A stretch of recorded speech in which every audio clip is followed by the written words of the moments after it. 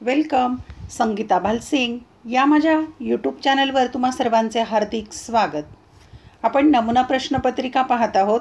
विषय आहे अर्थशास्त्र, इयत्ता 11वी आणि हा भाग दुसरा आहे. भाग दुसरा याचा अर्थ पहिला भाग या चॅनलवर मी पोस्ट केलेला आहे, तो तुम्ही पाहू शकता.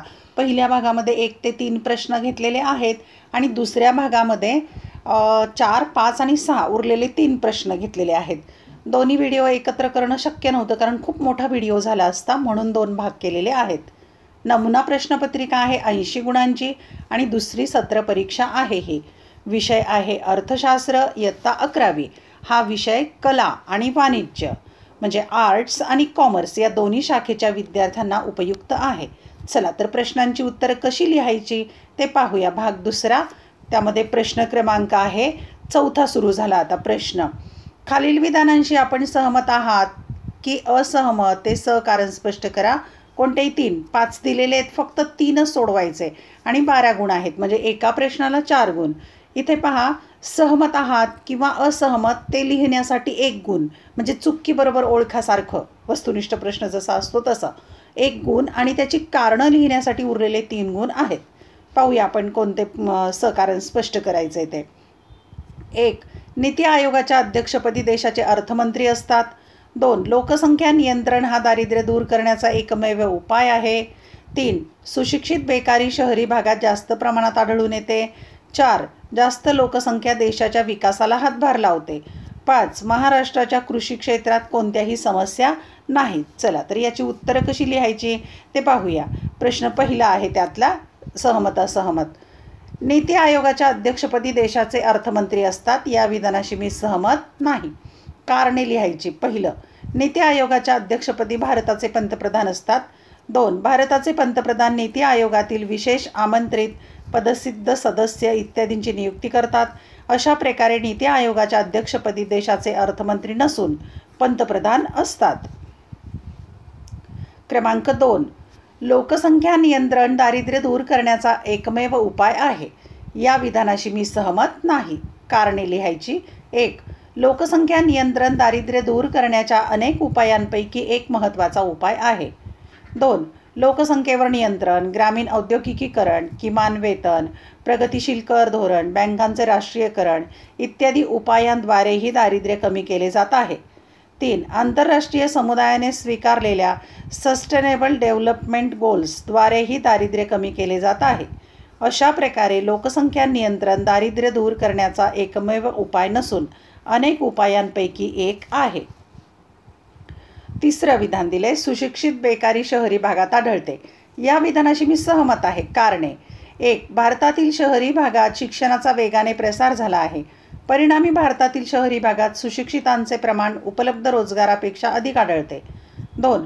भारतातील सुशिक्षित व्यक्तीत केवळ द्वितीय किंवा तृतीय क्षेत्रातील उच्च दर्जाचे रोजगार स्वीकारण्याची प्रवृत्ती आढळते. 3. सदोष शिक्षण पद्धती, तांत्रिक ज्ञानाचा अभाव इत्यादी कारणांमुळे भारतातील सुशिक्षित व्यक्तीत रोजगार कौशल्यांचा अभाव दिसून येतो. अशा प्रकारे सुशिक्षित बेकारी शहरी भागात आढळते. क्रमांक 4चं विधान: जास्त लोकसंख्या देशाच्या विकासाला हातभार लावते. उत्तर असहमत. कारण: 1. न्यूनतम लोकसंख्येच्या स्थितीत नैसर्गिक संसाधने लोकसंख्या वाढीपेक्षा जास्त असतात. परिणामी न्यूनतम लोकसंख्येच्या स्थितीत देशाचा विकास अल्प प्रमाणात होतो. 2. अधिकतम लोकसंख्येच्या स्थितीत लोकसंख्या वाढ नैसर्गिक संसाधनापेक्षा जास्त असते. या स्थितीत नैसर्गिक संसाधनांचा अतिवापर होतो व देशाच्या विकासावर विपरीत परिणाम होतो. 3. पर्याप्त लोकसंख्येच्या स्थितीत लोकसंख्या वाढ आणि उपलब्ध नैसर्गिक साधनसंपत्ती समान असते. या स्थितीत उपलब्ध नैसर्गिक संसाधनांचा जास्तीत जास्त सुयोग्य वापर होतो व देशाच्या विकासावर अनुकूल परिणाम होतो. क्रमांक 5. महाराष्ट्राच्या कृषी क्षेत्रात कोणत्याही समस्या नाहीत. उत्तर असहमत. कारण: 1. लोकसंख्येत होणाऱ्या वाढीमुळे महाराष्ट्रातील शेतकऱ्यांजवळील शेतजमिनीचा आकार कमी आहे. त्यामुळे महाराष्ट्रातील शेतीची उत्पादकता कमी आहे. 2. महाराष्ट्रात मोठ्या प्रमाणावर सीमांत शेतकऱ्यांच्या संख्येत आणि अल्पभूधारक शेतकऱ्यांच्या संख्येत वाढ होत आहे. 3. रासायनिक खतांच्या व कीटकनाशकांच्या अतिवापरामुळे महाराष्ट्रातील शेतजमिनीची अवनती होत आहे. 4. महाराष्ट्रातील अनेक शेतकरी कर्जबाजारी होत आहेत. 5. महाराष्ट्रात भूसुधारणा कायदा व पीक पद्धती यांची सदोष अंमलबजावणी होत आहे. 6. महाराष्ट्रात अनेक जमिनी या कोरडवाहू जमिनी आहेत. राज्यातील काही भागात जलसिंचन सोयींचा अभाव आहे. 7. महाराष्ट्रातील अनेक शेतकऱ्यांना भांडवलाच्या कमतरतेच्या समस्येस तोंड द्यावे लागत आहे. 8. महाराष्ट्रात अनेक ग्रामीण विकास योजनांची अयोग्य प्रकारे अंमलबजावणी होत आहे. प्रश्न क्रमांक 5 सुरू होत आहे. खालील तक्ता किंवा आकृती किंवा उतारा अभ्यासून विचारलेल्या प्रश्नांची उत्तरे लिहा. फक्त 2 सोडवायचे कोणतेही. 3 दिलेले आहेत प्रश्न, 2 सोडवायचे आणि 8 गुण आहेत, म्हणजे एका प्रश्नाला 4 गुण. प्रश्न पहिला आहे, खालील सारणीचे निरीक्षण करून उत्तरे लिहा. वेतन आणि कामगारांची संख्या दिली आहे. 0 ते 20 मध्ये 4, 20 ते 4 मध्ये 6 कामगार, 40 ते 60 मध्ये 10, 60 ते 80 मध्ये 25 आणि 80 ते 100 मध्ये 15. आणि यावर प्रश्न आहे, संचित वारंवारता काढा आणि 50वे शतमक काढायचं आहे. या माहितीवरून 50वे शतमक काढूया आपण. पहा, आता तो तक्ता आडवा होता तो उभा घेतला आहे आपण. वेतन घेतलेलं आहे, कामगार संख्या, आणि त्यावरून संचित वारंवारता काढली. 0 ते 20 गटाची 4, 20 ते 40ची 6, 40 ते 60ची कामगार संख्या 10, 60 ते 80ची 25 आणि 80 ते 100ची 50. यांची बेरीज केल्यास ती येते n बरोबर 60. आता संचित वारंवारता कशी काढायची? पहिल्या गटाची 4च राहील, ही 4 ही 4. आता या 4मध्ये 6 मिळवले झाले 10, 10मध्ये 10 मिळवले 20, या 20मध्ये 25 मिळवले 45, 45मध्ये 15 मिळवले झाले 60. हे 60 आणि हे 60 बरोबर आहे, म्हणजे आपली सगळी संचित वारंवारता बरोबर आहे. संचित वारंवारता काढली. आता आपल्याला 50वे शतमक काढायचं आहे. त्यासाठी पायऱ्या किंवा स्टेप पहा. सूत्र आहे P50 बरोबर कंसाच्या बाहेर 50 कंसात n/100 व्यापदाचे मूल्य. आता तिथे किमती टाकायच्या आहेत. 50 कंसाच्या बाहेर nची किंमत आली होती 60/100 या पदाचं मूल्य. आता याचं उत्तर किती येतं? 50 आणि कंसामध्ये येतं 0.6 व्यापदाचे मूल्य. मग यांचा गुणाकार करायचा 50 आणि 0.6चा, तर 30व्या पदात 30 उत्तर येतं त्याचं, 30व्या पदाचे मूल्य. आता हे 30 जे आहेत आलेले ते उत्तर नाही आहे, तर ते पदमूल्य संचित वारंवारतेत शोधायचं. 30व्या पदाचे मूल्य 45 मध्ये येतं या रकान्यामध्ये, या संचित वारंवारतेत येतं. आपण पाहूया. याच्यामध्ये येतं हे 45. 30 कशाच्या अंतर्गत आहेत? तर 45च्या अंतर्गत आहेत, म्हणून हे पदमूल्य येतं. मग हे झालं F, हे झाली L आणि हे झाली वरची CF. हे आपल्याला किमती मिळतात. मग त्या सूत्रामध्ये टाकायच्या आहेत आपण. पहा, मग इथे दिले आहेत. मग किती आलं आहे? L बरोबर 60, F 25, CF 20, N 60 आणि H म्हणजे दोन्ही वर्गातलं अंतर आहे L आणि L2 मधलं 20. सूत्र मांडणी करायची. मग इथे P50 बरोबर कंसाच्या बाहेर आहेत L अधिक कंसामध्ये आहे 50 n/100 वजा CF छेद परत F आणि गुणिले H. आता यामध्ये किमती टाकू आपण. किमती शोधलेल्या आहेत, तर सगळ्या किमती टाकायच्या. P50 बरोबर 60 अधिक कंसामध्ये घ्यायचं आहे 50 गुणिले 60/100 वजा 20 परत छेद 25 गुणिले 20. मग हे सगळं गुणोत्तर सोडवत जायचं. या क्रिया करा. आता वेळ लागेल, खूप मोठा व्हिडिओ होईल, म्हणजे याचा स्क्रीनशॉट काढून घ्या.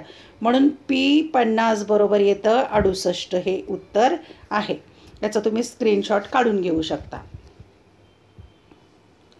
प्रश्न क्रमांक आहे 2. उतार्यावरील प्रश्न लिहायचे आहेत.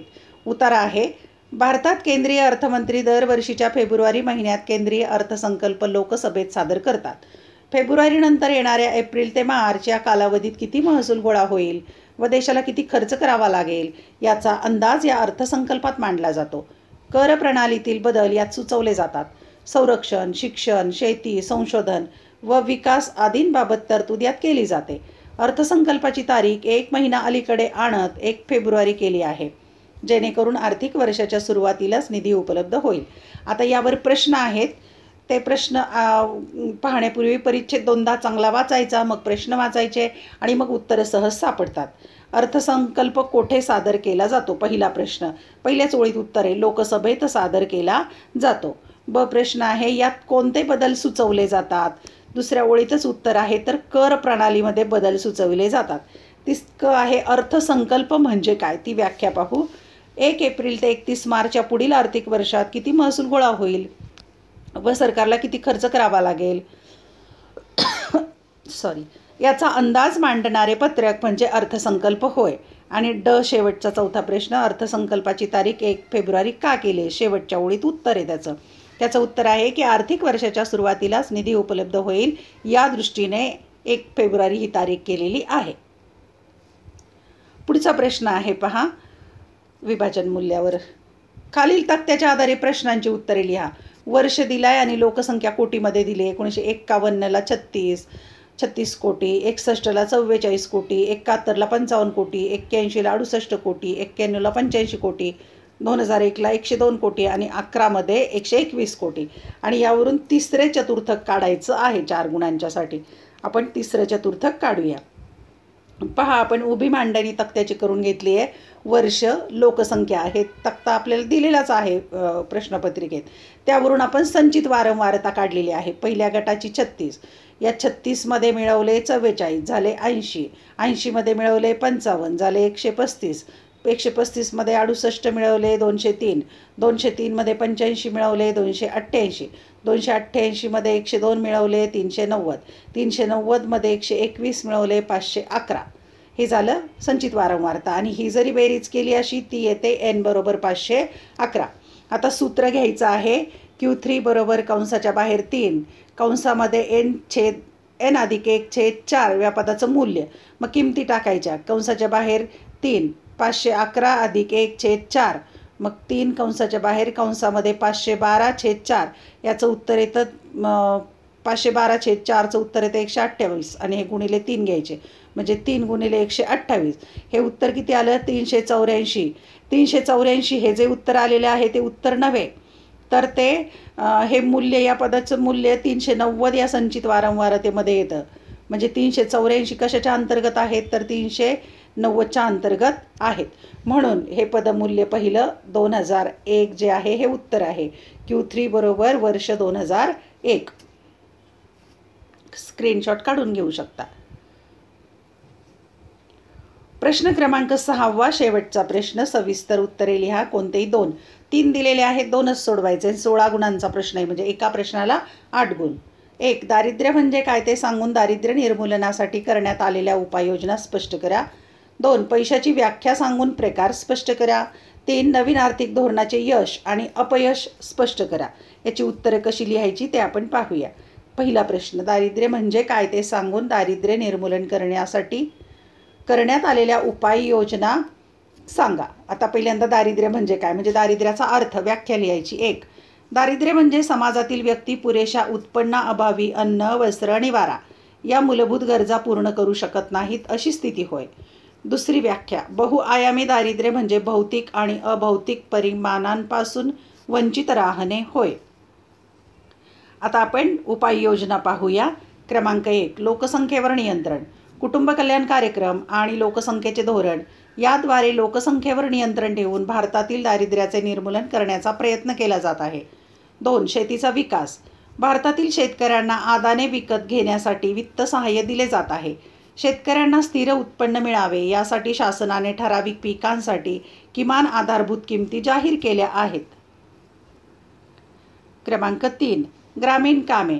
ग्रामीण भागात रस्ते बांधणी, लघुसिंचन सुविधा निर्मिती, ग्रामीण विद्युतीकरण इत्यादी कार्यक्रमाअंतर्गत लोकांना रोजगार पुरवला जात आहे व त्याद्वारे दारिद्र्याचे प्रमाण कमी करण्याचा प्रयत्न केला जात आहे. 4. ग्रामीण औद्योगिकीकरण. ग्रामीण भागात रोजगार पुरवण्यासाठी ग्रामीण भागात लघु उद्योगांना आणि कुटीर उद्योगांना प्रोत्साहन दिले जात आहे. औद्योगिक विकासातून ग्रामीण भागातील दारिद्र्याचे प्रमाण कमी करण्यावर भर दिला जात आहे. 5. किमान वेतन. 1948 साली संमत झालेल्या किमान वेतन कायद्यानुसार मजुरांना न्याय्य मोबदला देण्याची तरतूद करण्यात आली आहे. 6. सार्वजनिक वितरण व्यवस्था. सार्वजनिक वितरण व्यवस्थेद्वारे देशातील गोरगरिबांना सवलतीच्या दराने शिधा वाटप केंद्रात अन्नधान्याचे वितरण केले जात आहे. 7. बँकांचे राष्ट्रीयकरण. देशातील गरीब लोकांना कमी व्याजदरात पतसुविधा उपलब्ध करून देण्यासाठी 1969 व 1980 साली भारतातील महत्त्वाच्या बँकांचे राष्ट्रीयकरण करण्यात आले आहे. 8. प्रगतिशील कर धोरण. उत्पन्न विषमता कमी व्हावी यासाठी भारतात प्रयोगशील कर धोरणाचा अवलंब केला जात आहे. या धोरणाद्वारे जास्त उत्पन्न असणाऱ्या व्यक्तींच्या उत्पन्नावर अधिक कर आकारणी केली जाते व कराद्वारे प्राप्त झालेला पैसा दारिद्र्य निर्मूलनाच्या कल्याणकारी योजनांसाठी वापरला जातो. दुसरा प्रश्न आहे, पैशाची व्याख्या सांगून प्रकार स्पष्ट करा. अगोदर व्याख्या आणि नंतर प्रकार आपण स्पष्ट करूया. पैशाची व्याख्या. पहिली व्याख्या आहे प्राध्यापक क्राउथर यांच्या मते, जी वस्तू विनिमय माध्यम म्हणून सर्वसाधारणपणे स्वीकार्य असते आणि त्याचबरोबर जी वस्तू मूल्यमापनाचे व मूल्यसंचयनाचे कार्य करते अशी कोणतीही वस्तू म्हणजे पैसा होय. दुसरी व्याख्या प्राध्यापक वॉकर यांच्या मते, जो पैशाची कार्य करतो तो पैसा होय. आता आपण पैशाचे प्रकार स्पष्ट करूया. त्यातला पहिला प्रकार आहे पशुपैसा. इतिहासपूर्व काळात शेळ्या, मेंढ्या इत्यादी पशूंचा पैसा म्हणून वापर केला जात असे. पशु पैशाच्या विभाज्यतेच्या अडचणीमुळे वस्तू पैशाचा वापर सुरू झाला. 2. वस्तू पैसा. पशु पैशाच्या वापरानंतर प्राण्यांची कातडी, शिंपले, मीठ, दुर्मिळ वस्तू, दगड इत्यादी वस्तूंचा पैसा म्हणून वापर केला जाऊ लागला. हवामानाची स्थिती व संस्कृती यावर वस्तू पैशाचा वापर अवलंबून होता. वस्तू पैसा म्हणून वापरण्यात येणाऱ्या वस्तूंचा साठा करण्यात अडचणी निर्माण झाल्यामुळे धातू पैसा वापरात आला. 3. धातू पैसा.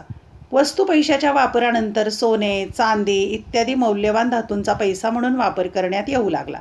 मौल्यवान धातूंच्या दुर्मिळतेमुळे आणि मौल्यवान धातूंच्या तुकड्यातील समानतेच्या अभावामुळे धातूच्या नाण्यांचा वापर सुरू झाला. 4. धातूंची नाणी. धातू पैशाच्या वापरानंतर धातूच्या नाण्यांचा पैसा म्हणून वापर करण्यात येऊ लागला. धातूच्या नाण्यांचे पुढील 2 प्रकार पडतात. अ. प्रमाणित नाणी किंवा प्रधान नाणी. ज्या धातूंच्या नाण्यांचे दर्शनी मूल्य व आंतरिक मूल्य समान असते त्या नाण्यांना प्रमाणित नाणी किंवा प्रधान नाणी म्हणतात. ही नाणी सोने, चांदी इत्यादी मौल्यवान धातूंपासून बनवलेली असतात. ब्रिटिश कालखंडात भारतात काही दिवस प्रमाणित नाणी वापरली जात होती. ब. गौण नाणी किंवा लाक्षणिक नाणी. ज्या धातूंच्या नाण्यांचे दर्शनी मूल्य त्यांच्या आंतरिक मूल्यापेक्षा अधिक असते त्या नाण्यांना गौण नाणी किंवा लाक्षणिक नाणी म्हणतात. भारतातील सध्याच्या काळातील चलनातील सर्व नाणी ही गौण नाणी आहेत. 5वा प्रकार आहे कागदी पैसा. धातूच्या नाण्यांना पर्याय म्हणून कागदी पैसा अस्तित्वात आला. भारत सरकारकडून व मध्यवर्ती बँकेकडून म्हणजे रिझर्व्ह बँक ऑफ इंडियाकडून अंमलात आलेल्या कागदी चलनाचा कागदी पैशात समावेश होतो. कागदी पैसा हाताळण्यातील गैरसोय व पैसा साठवण्यातील जोखीम या कारणामुळे बँक पैसा अस्तित्वात आला. 6. पतपैसा किंवा बँक पैसा. लोकांनी बँकेत ठेवलेल्या ठेवींच्या आधारे बँकांनी तयार केलेला पैसा म्हणजे पतपैसा किंवा बँक पैसा होय. पतपैसा देशाच्या आर्थिक विकासात महत्त्वाची भूमिका पार पाडतो. धनादेश, धनाकर्ष इत्यादी पतपैशाची उदाहरणे आहेत. 7. प्लॅस्टिकचा पैसा. प्लॅस्टिक पैसा. जागतिकीकरणाच्या काळात पैसा विरहित देवाणघेवाण करण्यासाठी प्लॅस्टिक पैसा अस्तित्वात आला. क्रेडिट कार्ड, डेबिट कार्ड इत्यादी प्लॅस्टिक पैसा होय. आधुनिक काळात तंत्रज्ञानातील नवनवीन शोधांमुळे इलेक्ट्रॉनिक पैसा अस्तित्वात आला. 8. इलेक्ट्रॉनिक पैसा. ज्या पैशास मौद्रिक मूल्य असते व ते मोबाईल फोन, टॅबलेट, संगणक इत्यादी इलेक्ट्रॉनिक यंत्रणेच्या सहाय्याने हस्तांतरित केले जाते तो पैसा म्हणजे ई पैसा किंवा इलेक्ट्रॉनिक पैसा होय. अंकात्मक पाकिट किंवा संगणकीय पाकिट हा देखील साठवलेल्या इलेक्ट्रॉनिक पैशाचा प्रकार आहे. प्रश्न क्रमांक 3 आणि शेवटचा प्रश्न, नवीन आर्थिक धोरणाचे यश व अपयश स्पष्ट करा. यश. त्यातलं 1. माहिती तंत्रज्ञानातील क्रांती. जागतिकीकरणामुळे माहिती व तंत्रज्ञान क्षेत्रात क्रांती झाली आहे. भारताच्या स्थूल देशांतर्गत उत्पादनात त्याचे योगदान आहे. भारतीय सॉफ्टवेअर अभियंत्यांना अमेरिकेची संयुक्त संस्थाने, युनायटेड किंगडम, फ्रान्स इत्यादी देशात मोठी मागणी वाढली आहे. 2. वित्तीय सुविधांमध्ये सुधारणा. खाजगी व विदेशी बँकांमुळे वित्तीय क्षेत्र हे अतिशय व्यावसायिक व स्पर्धात्मक बनले आहे. क्रेडिट कार्ड, ई बँकिंग इत्यादी सेवा अत्यंत जलदपणे ग्राहकांसाठी उपलब्ध झाल्या आहेत. क्रमांक 3. शैक्षणिक दर्जात सुधारणा. जागतिकीकरणामुळे भारतीय विद्यार्थ्यांना विदेशी उच्च शिक्षणासाठी प्रोत्साहन मिळाले असून त्यासाठी लागणारे शैक्षणिक कर्ज, शिष्यवृत्ती व गरजेच्या सेवा उपलब्ध झाल्या आहेत. 4. निर्यातीत वाढ. भारतातील निर्यातीत लक्षणीय वाढ झाली आहे. भारत फक्त पारंपरिक वस्तूंची निर्यात करत नसून यंत्रसामग्री, रसायने, संगणक इत्यादी सुद्धा निर्यात करतो. त्यामुळे आपल्या आंतरराष्ट्रीय व्यवहार तोलात सुधारणा झाली आहे. 5. पीक पद्धतीतील विविधता. भारतीय शेतकरी पूर्वी फक्त मुख्य अन्नधान्य व नगदी पिकांची लागवड करत होते, परंतु जागतिकीकरणामुळे पिकांची रचना पारंपरिक वस्तूंपासून अपारंपरिक वस्तूंमध्ये बदलली आहे. ते आता फळांचे व फुलांचे उत्पादन, औषधी वनस्पती इत्यादींची देखील लागवड करतात. 6. दुर्मिळतेच्या समस्येवर मात. आयातीच्या उदारीकरणामुळे वस्तू व कच्च्या मालाची दुर्मिळतेची समस्या सुटली आहे. यामुळे चलनवाढीची समस्या सोडविण्यास मदत झाली आहे. आता अपयश पाहूया आपण. 1. स्वयंपूर्णतेचा अभाव. जो देश जागतिकीकरणाच्या प्रक्रियेत आहे त्याला अन्नाच्या उत्पादनामध्ये स्वयंपूर्णतेचा अभाव आढळतो, कारण तो देश अशा वस्तूंचे उत्पादन करतो ज्यांची जागतिक पातळीवर मागणी असून ते फायदेशीर आहेत. 2. देशांतर्गत बाजाराचा दुष्परिणाम. उदारीकरण व जागतिकीकरणामुळे देशांतर्गत बाजारावर दुष्परिणाम झाला आहे. आयात केलेल्या वस्तूंची उपलब्धता जास्त आहे. आयातीच्या उदारमतवादी धोरणामुळे आयात केलेल्या वस्तू देशात उत्पादन झालेल्या वस्तूंपेक्षा कमी किमतीच्या असतात, त्यामुळे त्यांना प्रचंड मागणी असते. 3. गरीब शेतकऱ्यांवर परिणाम. जागतिकीकरणाचे फायदे श्रीमंत शेतकरी अनुभवत आहेत. ते निर्यातयोग्य पिकांची लागवड करतात, परंतु गरीब शेतकऱ्यांची दखल घेतली जात नाही. त्यामुळे त्यांना जमीन विकण्यासाठी दबाव आणला जातो किंवा ते आत्महत्या करण्यास प्रवृत्त होतात. तसेच कर्जबाजारीपणा व दारिद्र्याला सामोरे जातात. 4. निकोप स्पर्धेचा अभाव. भारतीय उद्योजक बहुराष्ट्रीय कंपन्यांशी स्पर्धा करू शकत नाहीत. याचाच परिणाम हे उद्योग आजारी पडतात, बंद केले जातात किंवा विकण्यासाठी दबाव आणला जातो. क्रमांक 5. कल्याणकारी दृष्टिकोनाकडे दुर्लक्ष. नफ्याच्या हेतूमुळे आरोग्य, संपर्क साधने, शिक्षण याकरिता प्रचंड प्रमाणात विविध शुल्कात वाढ झाली आहे. त्यामुळे कल्याणकारी दृष्टिकोन मागे पडला आहे. 6. बेरोजगारी. बहुराष्ट्रीय कंपन्यांशी स्पर्धा करू शकत नसल्याने बरेच भारतीय उद्योग बंद पडले आहेत. म्हणून मोठ्या प्रमाणात कामगारांना कामावरून कमी केल्यामुळे बेरोजगारी, दारिद्र्य व विषमता यामध्ये वाढ होत आहे. धन्यवाद. अशा प्रकारे आपण इयत्ता 11वी अर्थशास्त्र या विषयाची प्रश्नपत्रिका सोडवलेली आहे. परीक्षा झाल्यानंतर यातील कोणते प्रश्न आले ते कमेंट करून तुम्ही सांगू शकता. व्हिडिओ लेक्चर आवडल्यास चॅनल सबस्क्राईब करा, बेल आयकॉन प्रेस करा, म्हणजे मी नवीन व्हिडिओ पोस्ट केल्याचं नोटिफिकेशन मिळेल. आवडलेले व्हिडिओ तुमच्या मित्रमैत्रिणींना जरूर शेअर करा. अभ्यासासाठी शुभेच्छा.